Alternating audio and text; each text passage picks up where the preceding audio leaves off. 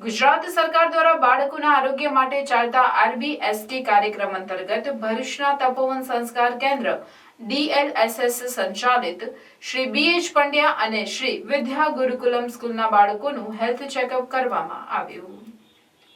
ગુજરાત સરકાર દ્વારા બાળકોના આરોગ્ય માટે ચાલતા RBSK એટલે કે રાષ્ટ્રીય બાળ સ્વાસ્થ્ય કાર્યક્રમ અંતર્ગત ભરૂચ તાલુકામાં કુલ 7 RBSK ટીમ દ્વારા ભરૂચ તાલુકાની વિવિધ સરકારી અને ખાનગી શાળાઓ તેમજ આંગણવાડીઓમાં વિવિધ પ્રસૂતિ ગૃહ અને બાળકોની હોસ્પિટલોમાં જઈને નવજાત શિશુ ઉપરાંત 0 થી 18 વર્ષ સુધીના બાળકો શાળાએ ન જતા બાળકોની RBSKની ટીમ દ્વારા આરોગ્ય તપાસ કરીને જરૂરી આરોગ્યલક્ષી માહિતી તેમજ જરૂરી દવાઓ પૂરી પાડવામાં આવે છે। આ ઉપરાંત જન્મજાત ખામી જેવી કે જન્મજાત હૃદયરોગ, કપાયેલા હોઠ, તાળવા,